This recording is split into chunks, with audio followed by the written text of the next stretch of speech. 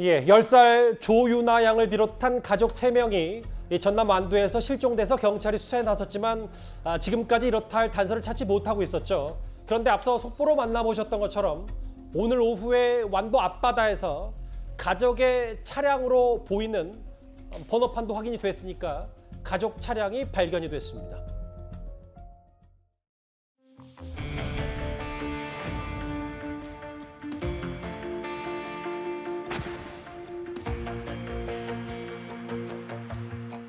좀 의아했어요. 행색이 그렇게 여유있게 안 보이는데 풀들하고 애하고 4일 6일 이렇게 예약한다는 게 제 입장에서는 좀 특이한 소문이 있어요.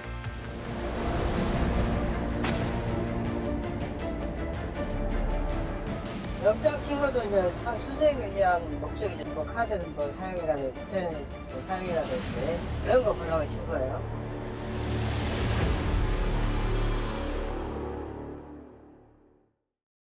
예, 가족 차량이 오늘 완도 앞바다 송곡항 앞바다에서 발견이 됐습니다. 사건 전문가인 승재현 위원님 바로 집중적으로 저희가 얘기를 해볼 텐데 글쎄요. 윤호양이 잘 돌아오길 바랬는데 일단은 아직 확인할 수 그 부분은 아직 확인할 수 없습니다만 차량은 윤호양 가족 차량이 맞는 겁니까? 지금 경찰 쪽에서 이야기가 나오고 있는 여러 가지 정보를 종합해 보면 첫 번째 같은 차종이다라는 게 먼저 발견이 되었고 두 번째는 같은 차종인데 우리가 다 알고 있잖아요. 외제 자동차의 번호를 알고 있는데 차량 번호도 맞다라는 점이 확인되었고 사실 굉장히 이렇게 박벌 쪽에 조금 이렇게 들어가 있었기 때문에 확인하기가 좀 어려웠는데 소나로 확인했는 거거든요. 음파 탐지기로. 그 잠수부가 음파 탐지기로. 예. 그래서 이제 확인했다라고 나오니까 저는 뭐 끝까지 좋은 소식 살아돌길 바랬는데 지금 상황은 뻘 안에 자동차가 있다. 그러니까 윤하양 가족들이 완도로 완 자동차가 발견되었다는 팩트인 것 같습니다. 많이 알려졌기 때문에 제가 바로 말씀드리면 저 은색 아우디 A6 차량, 네네.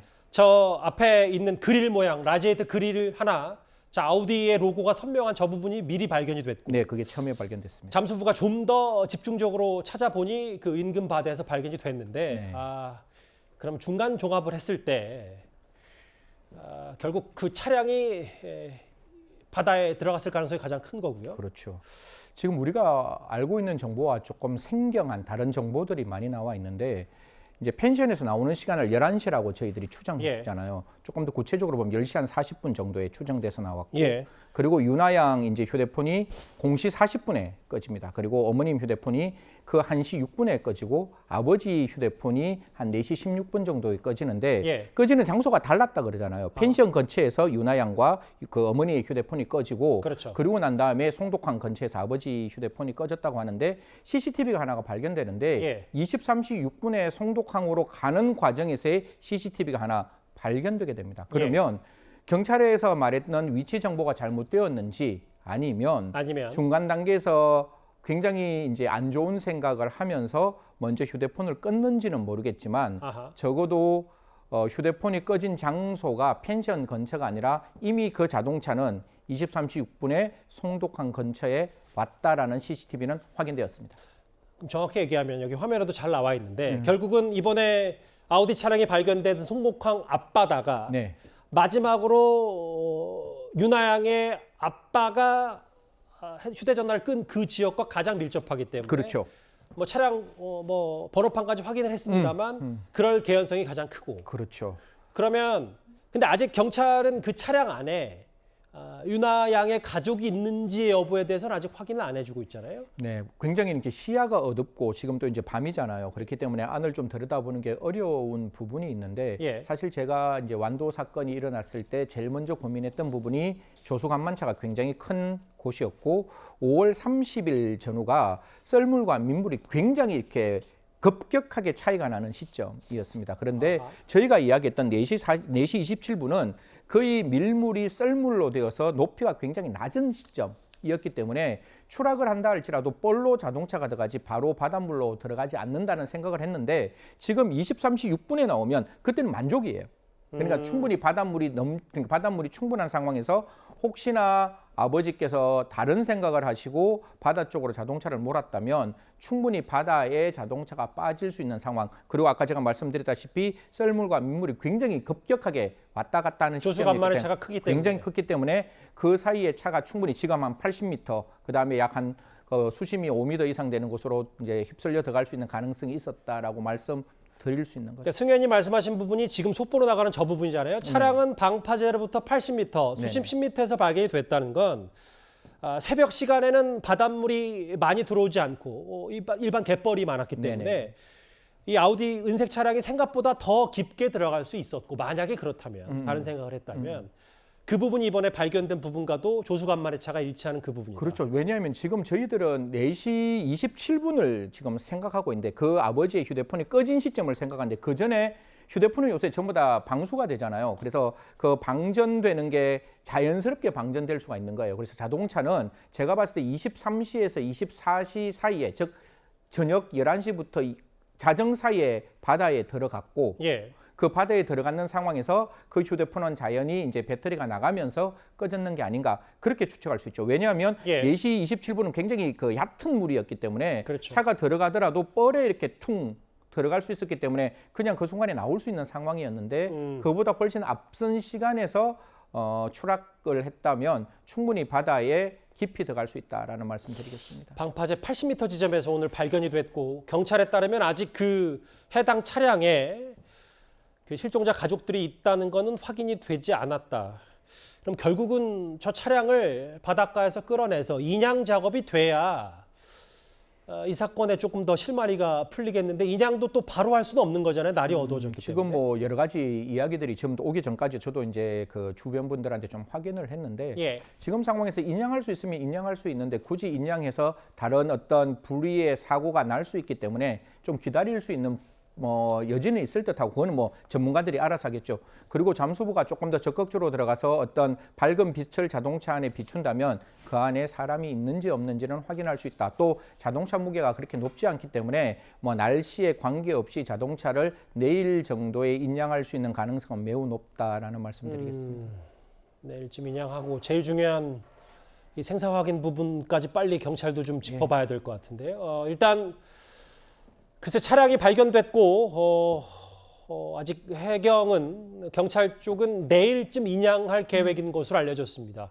가장 최근, 그러니까 펜션을 떠나기 직전 CCTV까지 발견이 됐는데, 펜션 관계자의 말 한번 듣고 와서 관련 내용 계속해서 나눠보도록 하겠습니다. 여기 백사장에 놀고 이렇게 해야 되는데 백사장은 한 번도 안 나오고 오로지 방 안에만 있고, 먹거리 사러 한 번씩, 엄마가 한 번씩 왔다 갔다 하고, 같이 셋이 어울려서 해수욕장에서 노는 것도 없이 오로지 방 안에서만 있어요. 풀빌라를 이용하려면 원수를 신청을 해야 되는데 원수를 신청을 안 했길래 전체가 다 원수를 써요. 지금까지 원수 안 쓴 사람은 1% 정도, 거의 안 없어요. 당시 펜션 관계자의 목소리도 들어봤고, 뭐 펜션을 떠나갈 때쯤 모든 분리수거까지 다 해놓고 갔다. 그럼 이 가족, 특히 부모가 어느 정도 마음의 준비를 다 한 거 아니냐, 여러 오늘 보도들도 많이 쏟아졌고, 애초에 저희가 승 의원님 밀항 얘기까지 나왔었고, 혹시 강력범죄에 노출이 된 거 아니냐, 혹은 극단적인 선택 가능성에 대해서 여러 가능성을 열어두고 경찰이 수사했었는데, 앞으로 수사 방향과 어느 정도의 무게를 좀 좁혀가면 준비가 좀 되겠습니까? 사실 원래 이런 어떤 실종 사건은 마지막 시점을 기준으로 어떻게 어떠한 그 일이 있었는지를 시간 순으로 맞춰보는 건데, 사실 지금 같은 경우에는 유나양 부모님들이 여러 가지로 경제 사정이 어려웠다라는 점들이 나오잖아요. 그러면 그 경제 사정이 어려워서 혹시 악성 채무가 있었는지는 좀 확인해 볼 필요가 있고, 저는 정말 이런 말씀 드리고 싶은 게, 채권 추심도 제대로 채권 추심을 해야지 사람의 마음을 깔아먹는 형태의 채권 추심은 좀 없었으면 좋겠다. 그건 확인 안 되었으니까 그 부분에 대해서는 이제 이렇게 말씀드리고, 지금 같은 경우에는 정말 저도 상상하기 싫고, 어떻게 보면 밀항 가능성, 범죄 피해 가능성을 저도 방송에서 더 크게 일부러 이야기를 했습니다. 왜냐하면 마지막을 이야기를 하면 너무 슬플 수 있고 너무 답답할 수 있어서. 하지만 지금은 마지막 선택지가 조금 더 가까워오는 부분이니까요. 혹시나 힘들고 안타까운 사정이 있더라도 절대로 이런 어떤 그 모습들이 보이시면 안 되겠다는 것과 더불어, 지금은 바다에 빠진 것만 나오기 때문에 이게 사고인지 아니면 사건인지는 아직까지 모르는 거예요. 그래서 마지막에 그 그렇죠. 자동차를 인양하고 난 다음에 혹시나 거기에 윤아양 부모님과 윤아양이 있다면 제대로 된 부검을 통해서 이게 어떻게 바다로 들어갔는지에 대한 정확한 조사를 통해서 혹시나 있을 수 있는 사건의 가능성을 마지막 하나까지 경찰은 세심하게 살펴야 한다는 말씀드리겠습니다. 그런데 안타깝게도 지금 승 의원이 말씀하시는 와중에 속보가 또 들어왔는데 차량 안에 이 조윤아 양의 가족이 있는 것으로 추정이 되고 A6 차량이 뒤집어져서 트렁크가 열린 채 있었다. 차문이 닫혀 있어서 가족이 안에 있는 것으로 추정된다라는 얘기까지. 세 가지 말씀드리면 자동차가 뒤집어졌다는 것은 물이 있는 상황에서 들어가서 그 썰물과 민물 사이에 차가 뒤집어졌다라는 거니까 아하. 우리가 4시 27분이 아니라 그 전에 추락했을 가능성이 있다는 것과 그 추락이 뭐 자의인진 타인지는 알 수 없지만 모르지만 그러니까 지금 우리가 꺼지는 4시 27분은 아니라는 거예요. 그게 충분히 그 조수간만차에서 썰물대가 아니라 민물대 들어와 있을 때 자동차가 들어갔지 않았을까라는 게 첫 번째 제가 드리고 싶은 말이고 사실 뭐 마지막에 나왔을 때 펜션에서 이제 아이를 업고 나오는 그 모습을 보고 네티즌들께서 도대체 저런 모습들이 왜 저렇게 보이냐. 그리고 왜냐하면 윤아 양이 이렇게 팔이 축 처지고 그렇죠. 엄마가 또 업었다는 거에 대해서도 많은 의문점을 제기했었잖아요. 그래서 저는 뭐 사실 저 부분에 대해서도 아이가 혹시나 아플 수 있다는 희망적인 어떤 이야기를 했었는데 지금 생각해 보면 저 시점에 윤아 양의 어떤 안전의 문제가 분명히 발생했을 수 있다. 왜냐하면 아버님, 어머님 입장에서는 만약에 정말 잘못된 생각을 했다면 그 순간에 아이가 그 공포를 느끼게 하고 싶지는 않았을 것 같거든요. 그래서 저 부분이 굉장히 안타까운 것이고 아마 어머니 입장에서는 마지막까지 아이와 같이 있고 싶어서 그 아이가 무거웠지만 그 아이를 어머니가 업고 갔는 거 아니냐. 그리고 어머니가 뒤에 자동차를 타잖아요.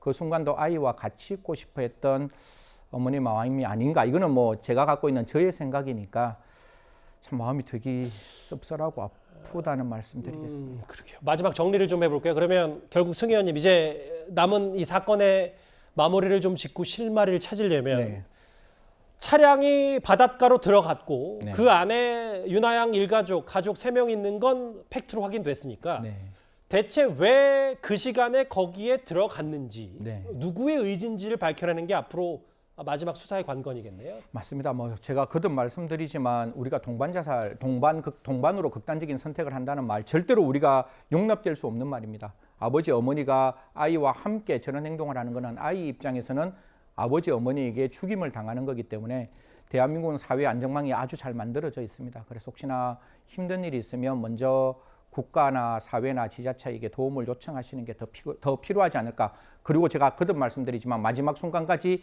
사고인지 사건인지는 끝까지 수사기관에는 최선을 다해서 수사를 해야 한다라는 말씀드리겠습니다. 그럼 하나만 더 여쭤볼게요. 일단 실종 차량을 찾았고 지금 경찰 관계자의 말에 따르면 그 안에 3명의 가족이 있다.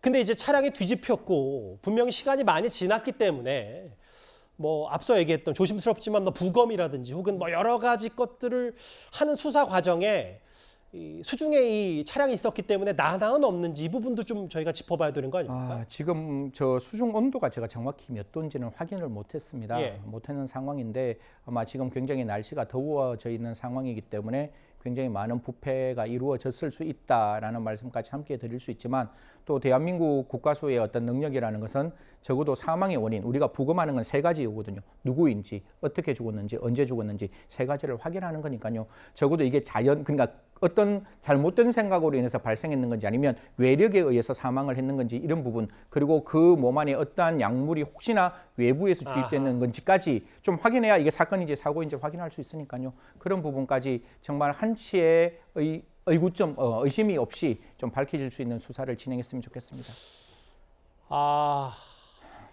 어제부터 제가 이 소식을 전해드리면서 윤아 양이 좀 안전하게 돌아왔으면 좋겠다는 얘기를 수차례 강조했었는데 방송 중간에 계속 안타까운 속보들이 쏟아졌습니다. 차가 발견이 됐고 그 차량이 맞고 그 안에 가족이 있을 것으로 추정된다는 경찰 관계자 말.